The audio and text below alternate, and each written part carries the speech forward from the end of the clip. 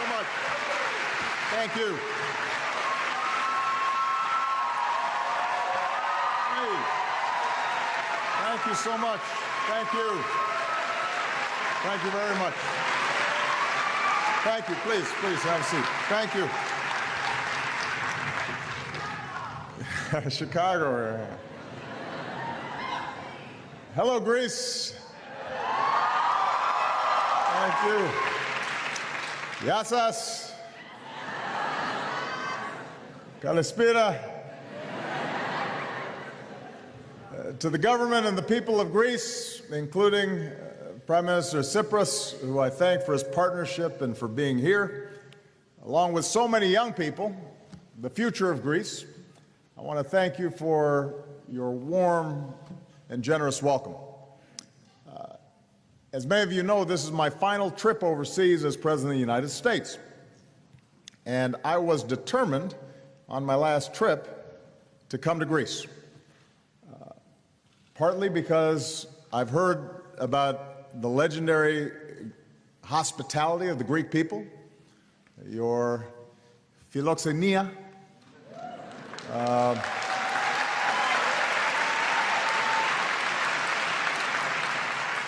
partly because I had to see the Acropolis and the Parthenon,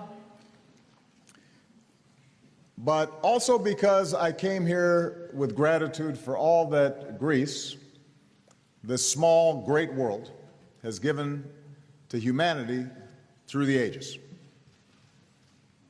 Our hearts have been moved by the tragedies of Aeschylus and Euripides. Our minds have been opened by the histories of Herodotus and Thucydides. Our understanding of the world and our place in it has been expanded by Socrates and Aristotle. In the United States, we're especially grateful for the friendship of so many proud Greek Americans. In my hometown of Chicago,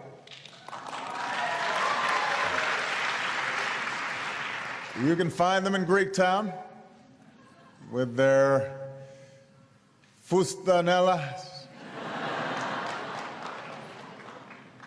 And together we've celebrated Greek Independence Day at the White House. We've had some spanakopita and some ouzo. Greek Americans have worn the uniform to keep our country free. Greek Americans have marched with Dr. Martin Luther King Jr.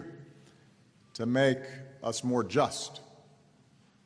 Greek or American, we're all cheering for Giannis Antetokounmpo,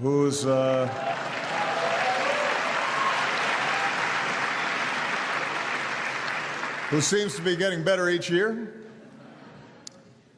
And if anyone seeks an example of our shared spirit, our resilience, they need to look no further than New York City, near Ground Zero, where the Greek Orthodox Church of St. Nicholas, once in ruins, is now rising again.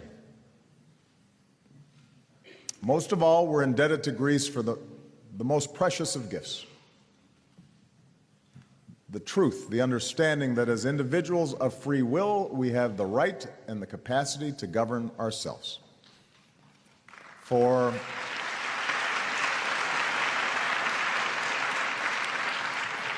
it was here, 25 centuries ago, in the rocky hills of this city, that a new idea emerged. Demokratia. Kratos. Kratos, the power, the right to rule, comes from themos, the people. The notion that we are citizens, not servants, but stewards of our society. The concept of citizenship, that we have both rights and responsibilities. The belief in equality before the law, not just for a few, but for the many, not just for the majority, but also the minority. These are all concepts that grew out of this rocky soil.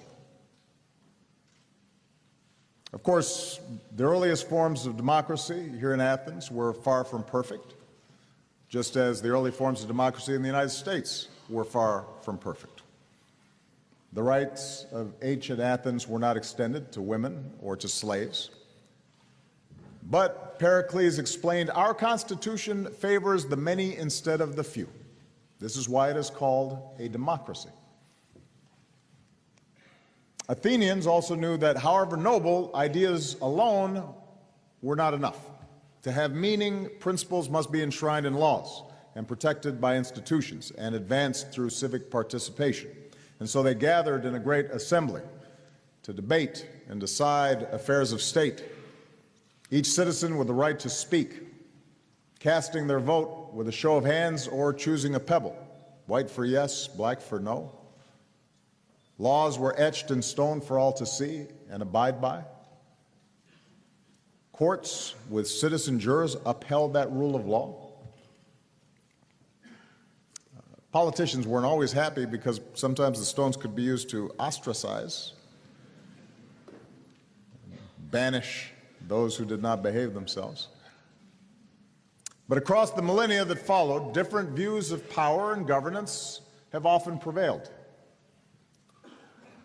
Throughout human history, there have been those who argue that people cannot handle democracy, that they cannot handle self-determination. They need to be told what to do.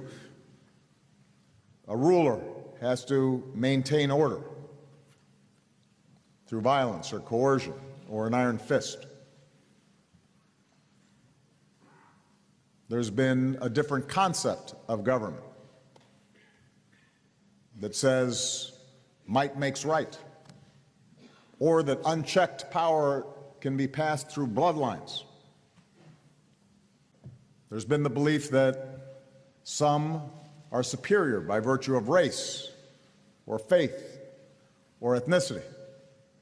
And those beliefs so often have been used to justify conquest and exploitation and war. But through all this history, the flame first lit here in Athens never died. It was ultimately nurtured by a great enlightenment. It was fanned by America's founders, who declared that we, the people, shall rule, that all men are created equal and endowed by our Creator with certain inalienable rights.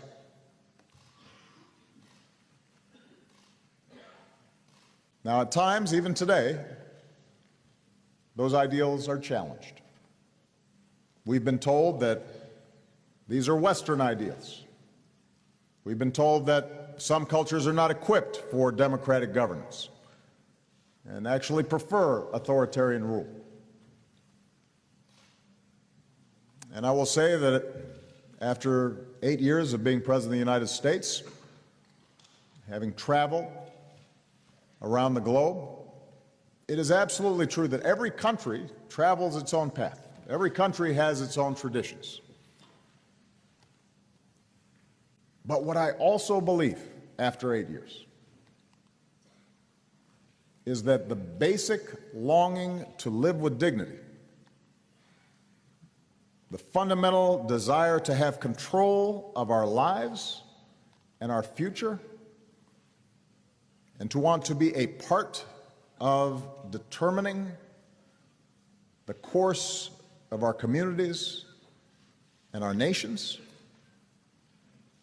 these yearnings are universal. They burn in every human heart. It's why a Greek bishop atop a mountain raised the flag of independence. It's why peoples from the Americas to Africa to Asia threw off the yoke of colonialism. It's why people behind an Iron Curtain marched in solidarity and tore down that wall and joined you in a great union of democracies.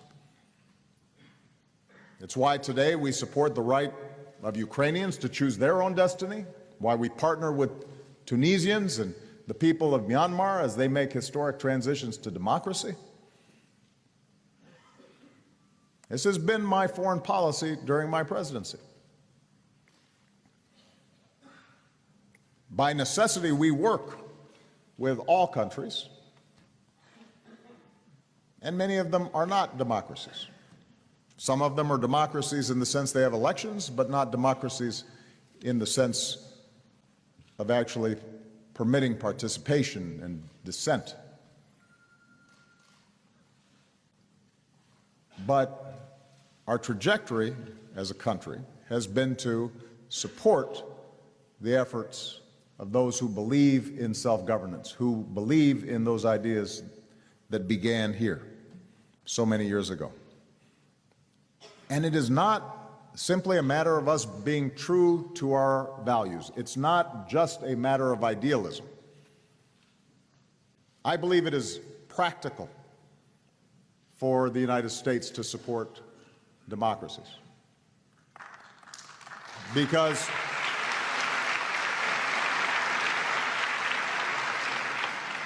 history shows us that countries with democratic governance tend to be more just and more stable and more successful.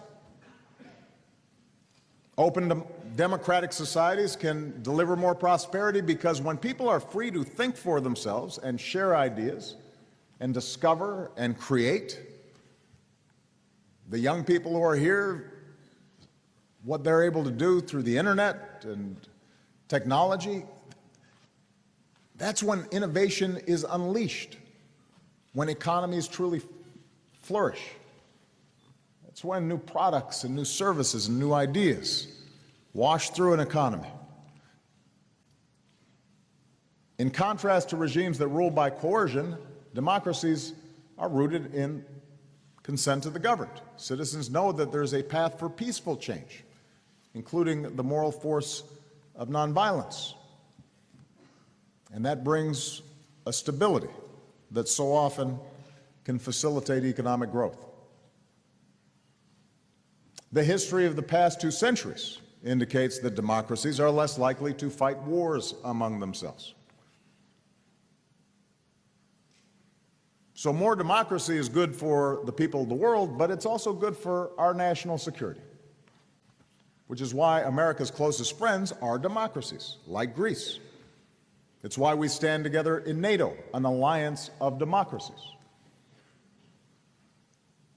In recent years, we've made historic investments in NATO, increased America's presence in Europe, and today's NATO, the world's greatest alliance, is as strong and as ready as it's ever been.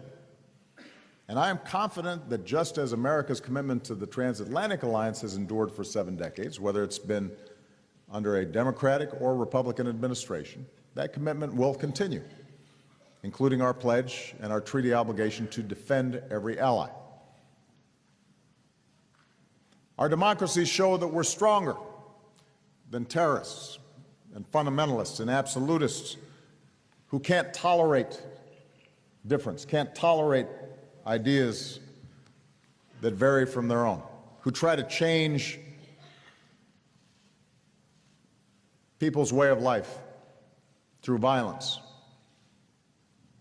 and would make us betray or shrink from our values. Democracy is stronger than organizations like ISIL. Because our democracies are inclusive, we're able to welcome people and refugees in need to our countries. And nowhere have we seen that compassion more evident than here in Greece.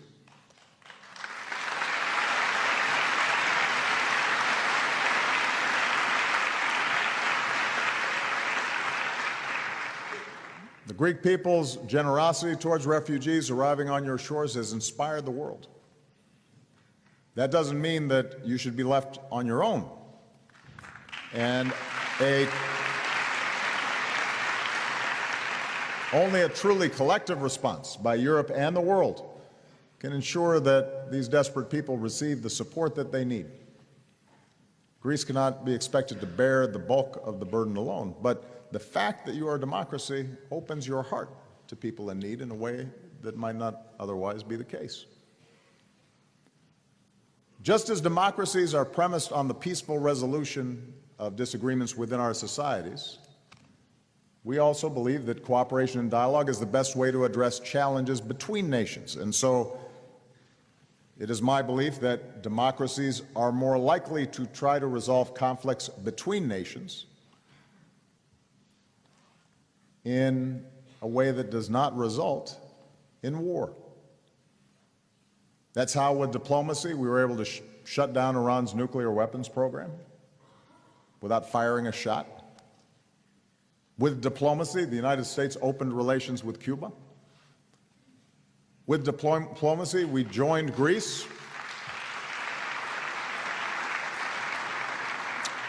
With diplomacy, we joined Greece and nearly 200 nations in the most ambitious agreement ever to save our planet from climate change.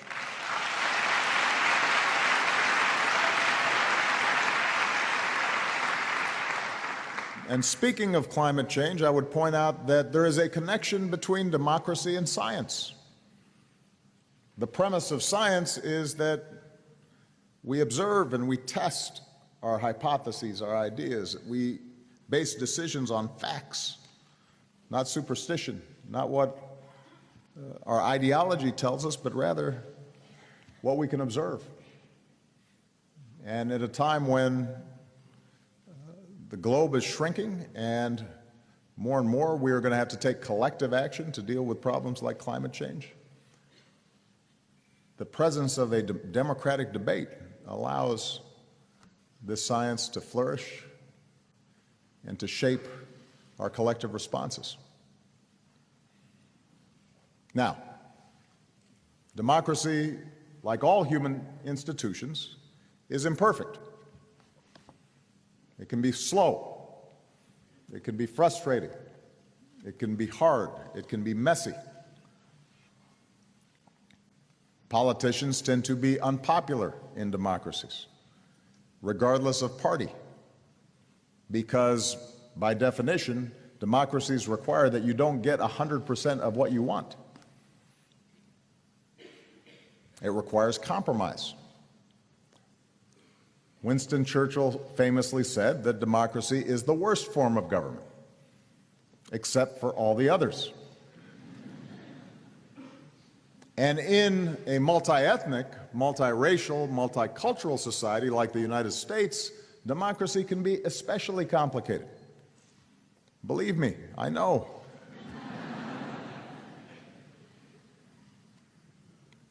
But it is better than the alternatives, because it allows us to peacefully work through our differences and move closer to our ideals. It allows us to test new ideas, and it allows us to correct for mistakes.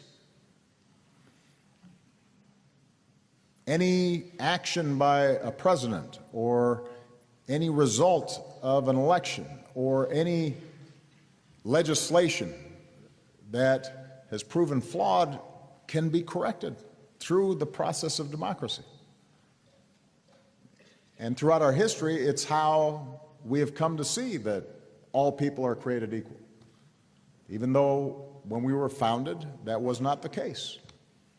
We could work to expand the rights that were established in our founding to African Americans and to women,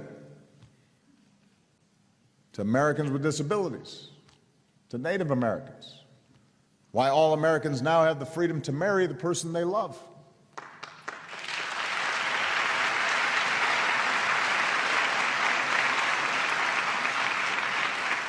It's why we've welcomed people of all races and all religions and all backgrounds and immigrants who strive to give their children a better life and who make our country stronger. And so here, where democracy was born, we affirm once more the rights and the ideals and the institutions upon which our way of life endures.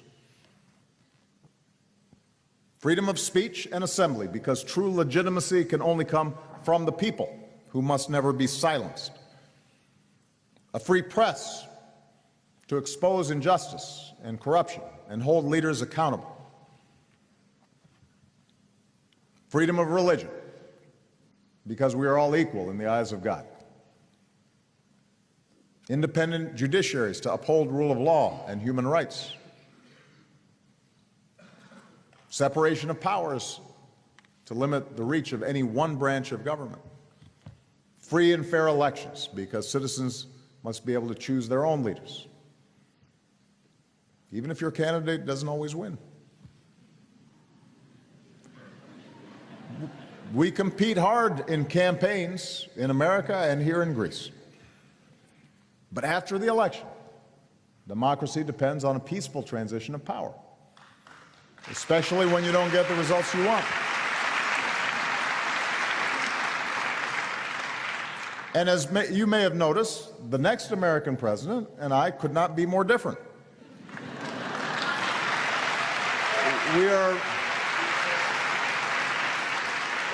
We have very different points of view, but American democracy is bigger than any one person. And that's why we have a tradition of the outgoing president welcoming the new one in, as I did last week.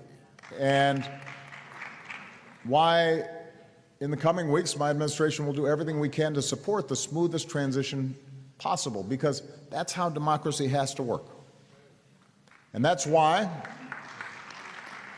as hard as it can be sometimes, it's important for young people in particular, who are just now becoming involved in the lives of their countries, to understand that progress follows a winding path, sometimes forward, sometimes back.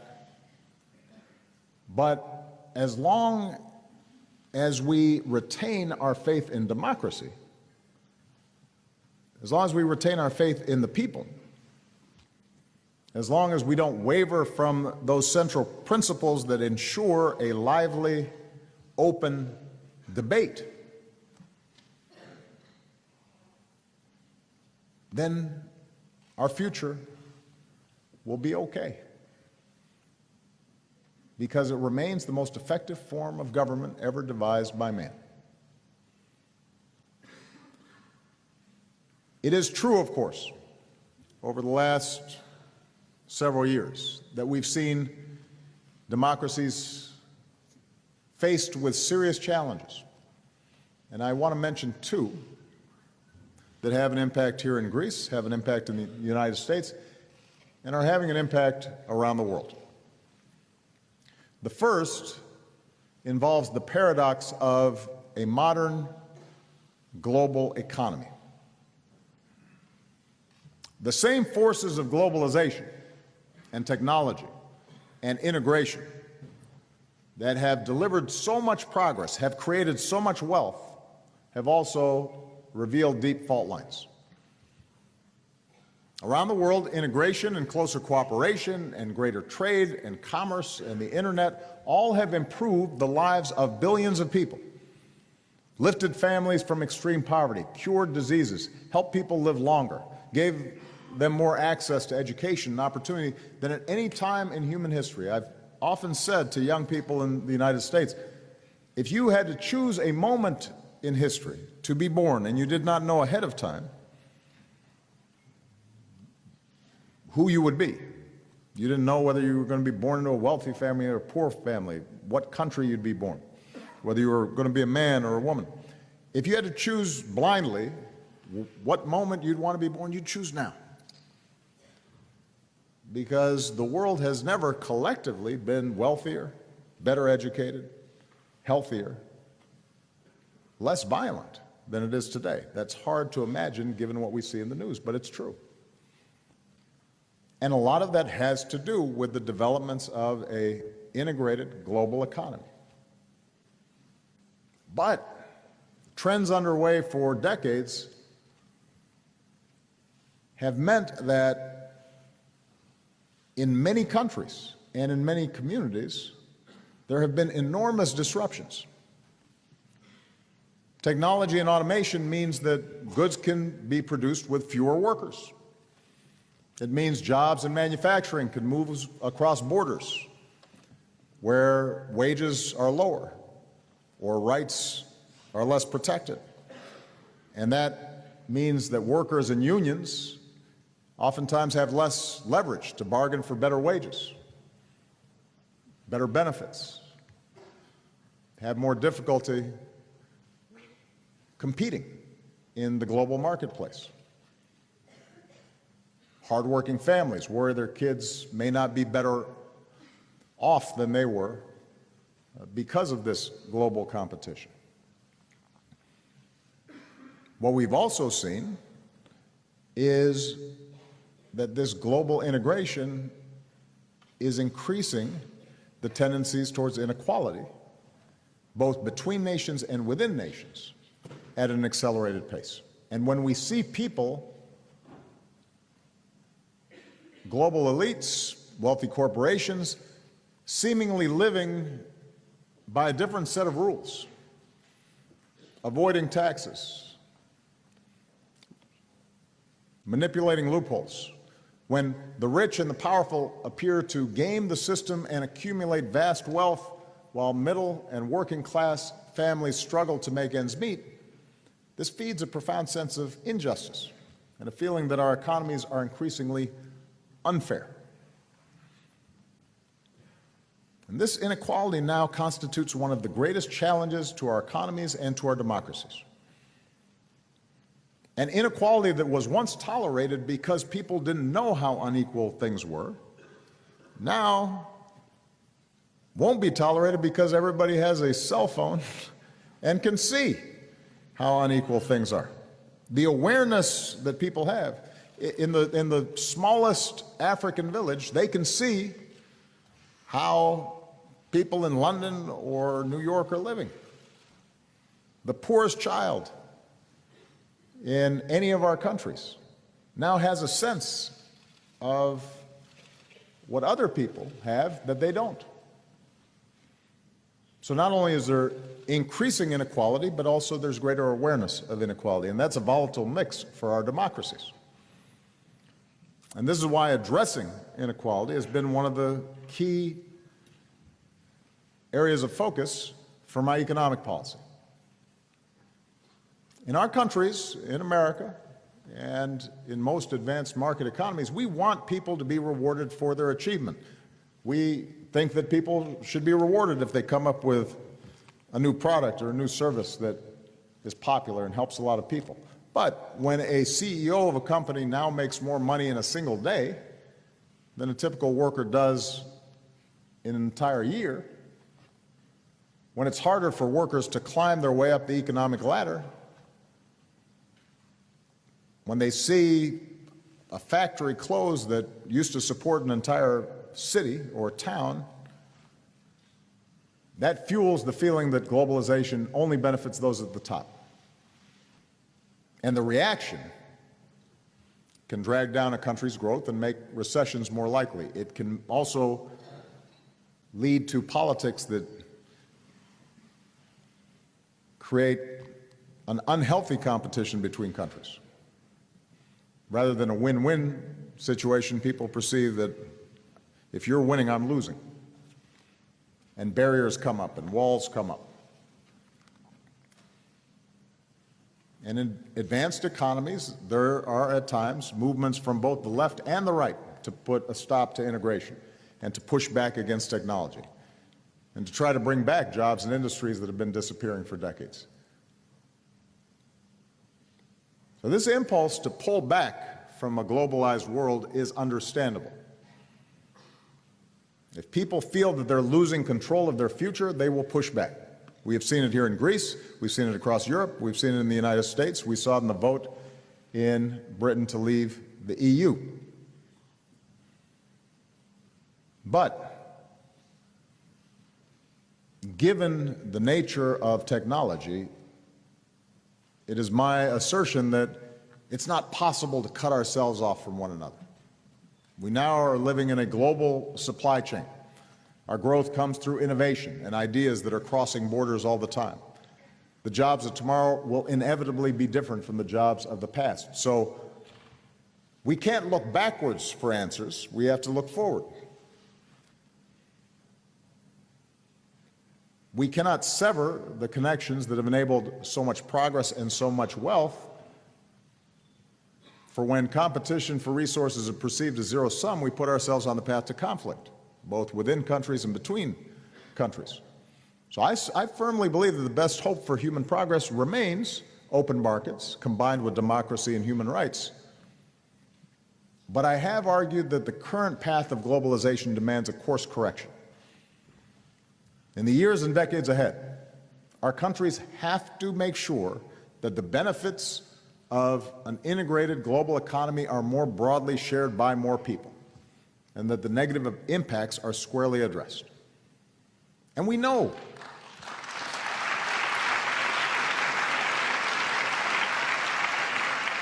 we actually know the path to building more inclusive economies. It's just we too often don't have the political will or desire to get it done. We know we need bold policies that spur growth and support jobs. We know that we need to give workers more leverage and better wages. And that, in fact, if you give workers better wages, businesses do better too, because their customers now have money to spend. We know that we have to invest more in our people, the education of our young people, the skills and training to compete in the global economy. We have to make sure that it is easy for young people who are eager to learn and eager to work to get the education that they need, the training that they need, without taking on huge amounts of debt. We know that we have to encourage entrepreneurship so that it's easier to start a business and do business. We know that we have to strengthen the social compact so that the safety net that is available for people, including quality health care and retirement benefits, are there even if people aren't working in the same job for 30 years or 40 years or 50 years. We have to modernize our infrastructure, which will put people back to work. We have to commit to the science and research and development that sparks new industries. In our trading relationships, we have to make sure that trade works for us and not against us, and that means insisting on high standards in all countries to support jobs, strong protections for workers, strong protections for the environment, so that even as we freely trade, people and workers in all countries see the benefits of trade in their own lives, not just benefits for the bottom line of large multinational corporations. These are the kinds of policies, this is the work that I've pursued throughout my time as president. Keep in mind, I took office in the midst of the worst crisis since the Great Depression, and we pursued a recovery that has been shared now by the vast majority of Americans. We put people back to work building bridges and roads. We passed tax cuts for the middle class. We asked the wealthiest Americans to pay a little more taxes, their fair share. We intervened to save our auto industry, but insisted that the auto industry become more energy efficient, produce better cars that reduce pollution. We put in place policies to help students with loans and protect consumers from fraud.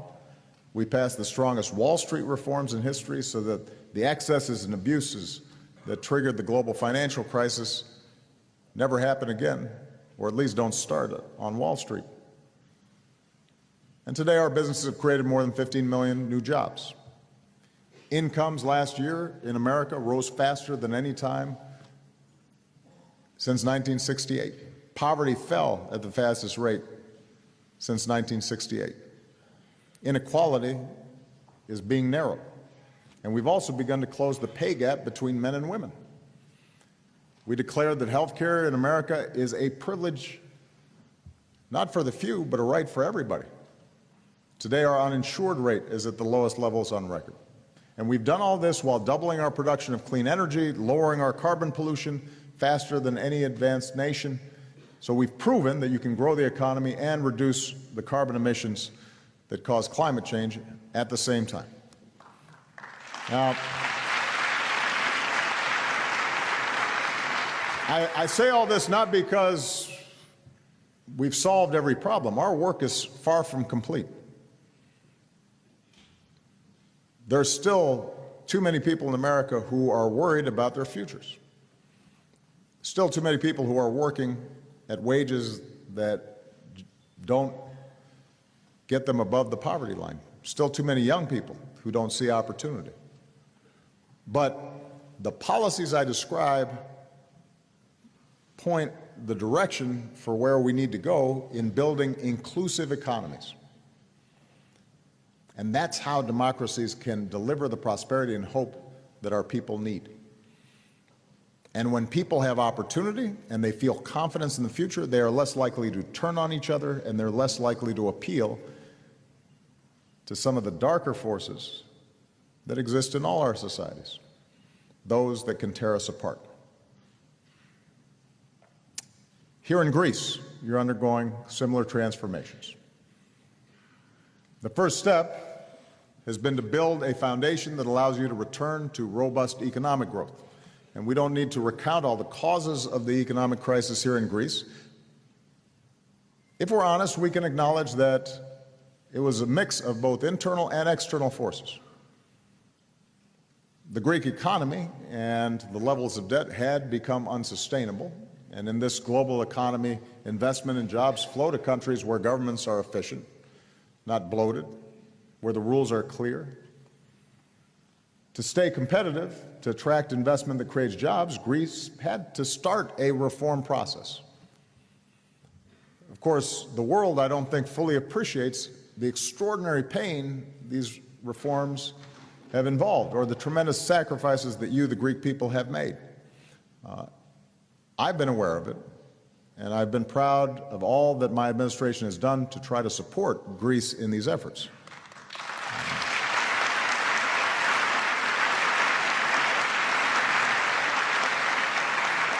And part of the purpose of my visit is to highlight for the world the important steps that have been taken here in Greece. Today, the budget is back in surplus. Parliament passed reforms to make the economy more competitive. Yes, there is still much more work to do. But I want to commend Prime Minister Tsipras for the very difficult reforms his government is pursuing to put the economy on a firmer footing. Now, as Greece works to attract more investment and to prevent old imbalances from reemerging and to put your economy on a stronger foundation, you'll continue to have the full support of the United States. And at the same time, I will continue to urge creditors to take the steps needed to put Greece on a path towards sustained economic recovery. So as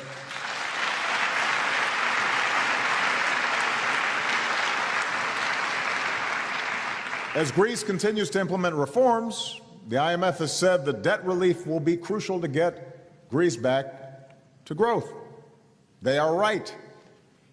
It is important because if reforms here are going to be sustained, people need to see hope and they need to see progress, and the young people who are in attendance here today and all across the country need to know there is a future. There's an education and jobs that are worthy of your incredible potential. You don't have to travel overseas. You can put roots right here in your home in Greece and succeed.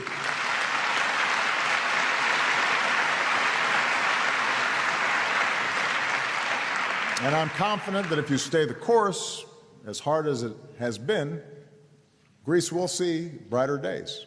Because in this magnificent hall and center, the symbol of the Greek culture and resilience, we're reminded that just as your strength and resolve have allowed you to overcome great odds throughout your history, nothing can break the spirit of the Greek people. You will overcome this period of challenge, just as you have other challenges in the past. So economics is something that will be central to preserving our democracies. When our economies don't work, our democracies become distorted and in some cases break down. But this brings me to another pressing challenge that our democracies face. How do we ensure that our diverse, multicultural, multiracial, multireligious world and our diverse nations uphold both the rights of individuals and a fundamental civic adherence to a common creed that binds us together. Democracy is simplest where everybody thinks alike, looks alike, eats the same food, worships the same God. Democracy becomes more difficult when there are people coming from a variety of backgrounds and trying to live together. In our globalized world, with the migration of people and the rapid movement of ideas and cultures and traditions, we see increasingly this blend of forces mixing together in ways that often enrich our societies, but also cause tensions. In the information age, the unprecedented exchange of information can also accentuate differences or seem to threaten cherished ways of life. It used to be that you might not know how people in another part of your country or in the cities versus the countryside were living. Now everybody knows how everybody's living, and everybody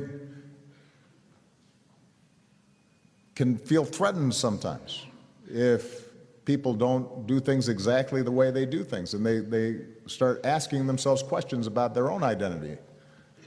And it can create a volatile politics. Faced with this new reality, where cultures clash, it's inevitable that some will seek a comfort in nationalism or tribe or ethnicity or sect.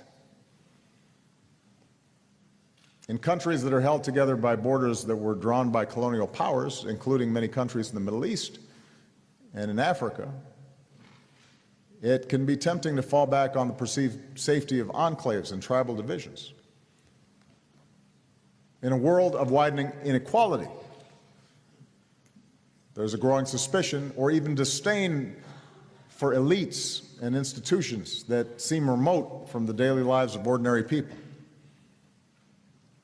What an irony it is. At a time when we can reach out to people in the most remote corners of the planet, so many citizens feel disconnected from their own governments.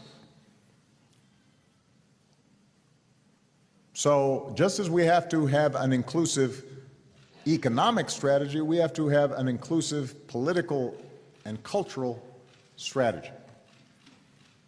In all of our capitals, we have to keep making government more open, more efficient, more effective in responding to the daily needs of citizens.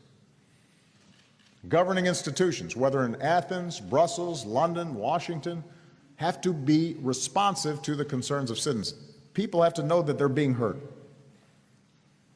Here in Europe, even with today's challenges, I believe that by virtue of the progress it has delivered over the decades, the stability it has provided, the security it's reinforced, that European integration and the European Union remains one of the great political and economic achievements of human history.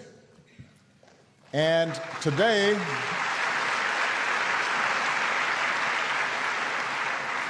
more than ever, the world needs a Europe that is strong and prosperous and democratic.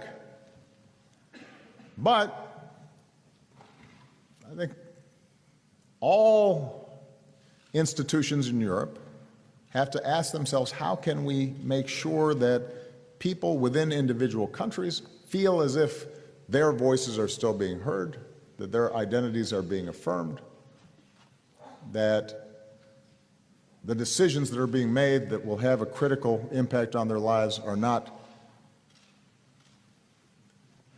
so remote that they have no ability to impact them.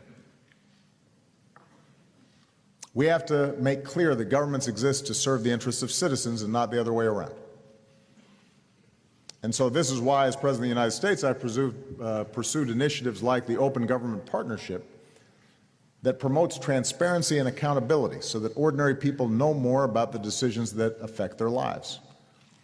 That's why, both at home and around the world, we have taken steps to fight corruption that can rot a society from within.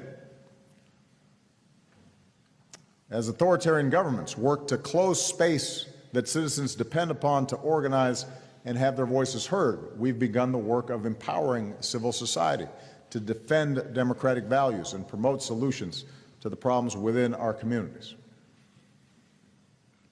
And as so many people around the world sometimes are tempted by cynicism and not being involved because they think that politicians and government don't care about them, we've created networks for young leaders and invested in young entrepreneurs because we believe that the hope and renewal of our societies begins with the voices of youth.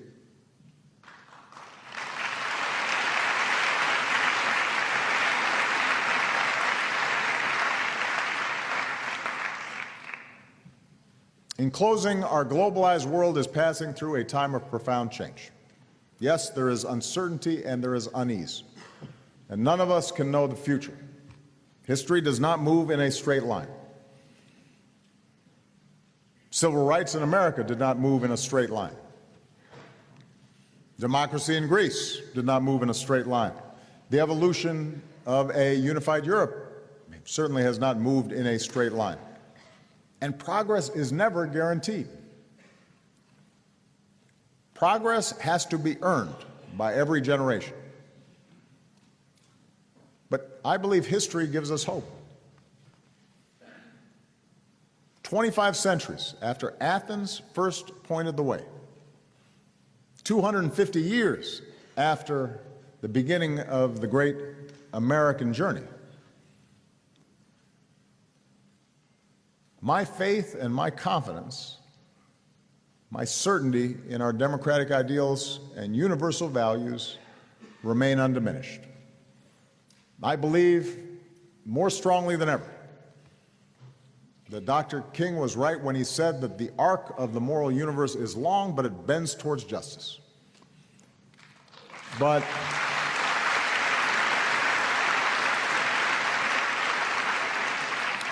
it bends towards justice not because it is inevitable, but because we bend it towards justice. Not because there are not going to be barriers to achieving justice, but because there will be people, generation after generation, who have the vision and the courage and the will to bend the arc of our lives in the direction of a better future. In the United States and in every place I've visited these last 8 years, I have met citizens, especially young people, who have chosen hope over fear, who believe that they can shape their own destiny, who refuse to accept the world as it is and are determined to remake it as it should be. They have inspired me. In every corner of the world, I've met people who, in their daily lives, demonstrate that despite differences of race or religion or creed or color, we have the capacity to see each other in ourselves. Like the woman here in Greece who said of the refugees arriving on these shores, we live under the same sun. We fall in love under the same moon. We are all human. We have to help these people. Women like that give me hope.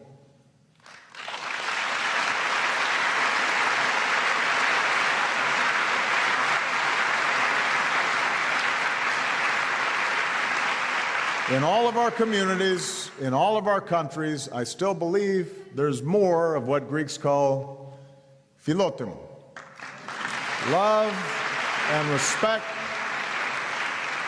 and kindness for family and community and country, and a sense that we're all in this together with obligations to each other. Philotimo. I see it every day, and that gives me hope.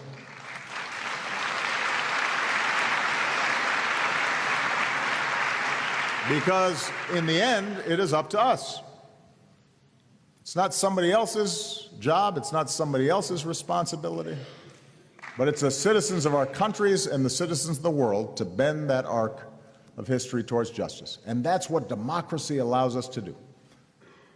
That's why the most important office in any country is not president or prime minister. The most important title is citizen.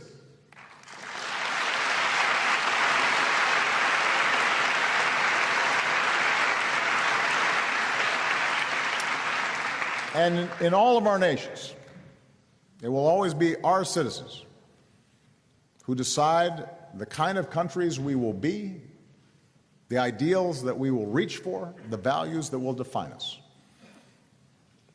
In this great, imperfect, but necessary system of self-government, power and progress will always come from the demos, from we the people.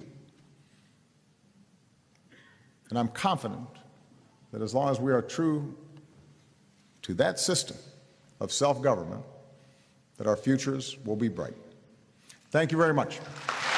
Zito Vielas.